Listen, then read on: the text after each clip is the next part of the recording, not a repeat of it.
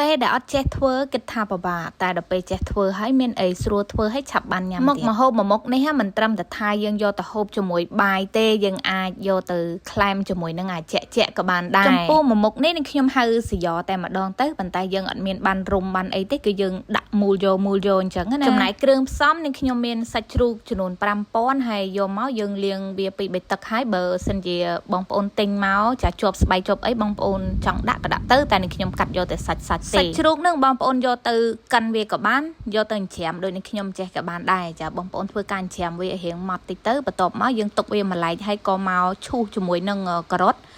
ហ្នឹងនឹងខ្ញុំចិតសបកវាហើយក៏បានលាងទឹកហើយដែរចាយើងឈូសវាឲ្យតូចៗអញ្ចឹងណាបន្ទាប់ពីឈូសការ៉ុតហើយនឹងខ្ញុំឈូសជាមួយនឹងត្រាវម្ដងចាត្រាវហ្នឹងវារៀងច្រើនពេកចាទិញមកមានតែមួយនឹងទៀតដល់ពេលអញ្ចឹងដើររកពី3កន្លែងអត់មានទេម្លោះឲ្យមានឲ្យទិញតែហ្មងទៅចាហើយ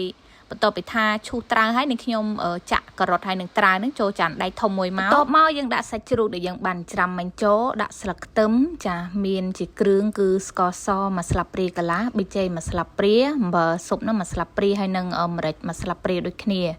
ហើយបន្ទាប់មកទៀតដាក់ទឹកត្រីបន្តិចទៅបងប្អូនកុំដាក់ជ្រុលដៃទេចាហើយក៏យើងបន្ថែមម្សៅស្រួយម្សៅបំពងបងប្អូនប្រើម៉ាក់អីក៏បានដែរហើយនេះខ្ញុំច្បល់ចាច្បល់វាបន្តិចសិនដល់ពេលច្បល់ទៅវាអត់ទាន់ទ្រមអញ្ចឹងនេះខ្ញុំបន្ថែមជាមួយនឹងទឹកប្រេងខ្យងចាបន្តិចដែរអញ្ចឹងបងប្អូនចាបន្ទាប់ពីថាបន្ថែមគ្រឿងនឹងអស់ហើយគឺនឹងខ្ញុំចាប់ផ្ដើមច្បល់ម្ដងទៀតទៅហើយបើបងប្អូនមានស្រោមដៃអីហ្នឹងគឺថាស្រួលច្បល់ជាងនេះខ្ញុំច្បល់វែកពិបាកពេកម្ល៉េះហើយទៅរកថង់ចា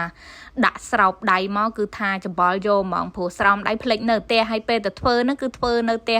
ចាយនៅត្រៅក៏ពេលអញ្ចឹងអត់មានស្រោមដៃយើងកាត់អញ្ចឹងណានៅពេលនេះខ្ញុំច្បល់ហើយគឺថាចាប់ផ្ដើមដាក់ខ្ទះឲ្យក្តៅយើងចាក់ជាមួយនឹងខ្លាញ់ឬក៏ប្រេងឆាចូលរៀងច្រើនអញ្ចឹងមកឃើញថា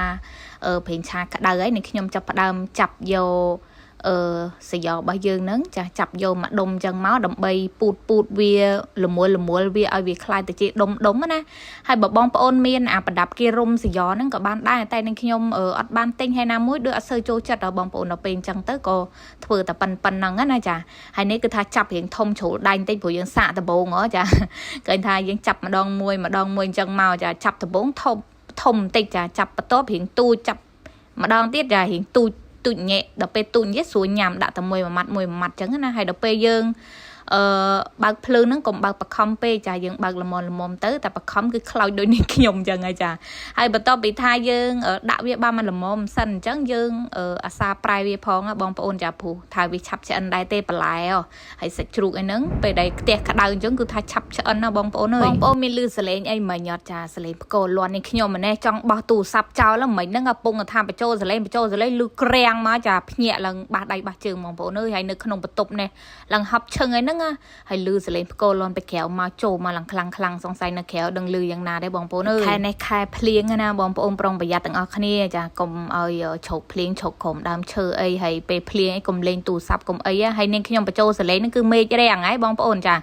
មេឃយ៉ាងរាំងហើយនឹងលេងភ្លៀងហ្នឹងមិនតែវានៅផ្គរលាន់មួយអញ្ចឹងហើយងាកមកសយ៉នេះខ្ញុំឆ្អិនហើយមិនបាច់ចាំទឹកជ្រលក់អីទៀតទេគឺថាដាក់គ្រឿងប៉ុណ្ណឹងមកល្មមឆ្ងាញ់ហើយបងប្អូន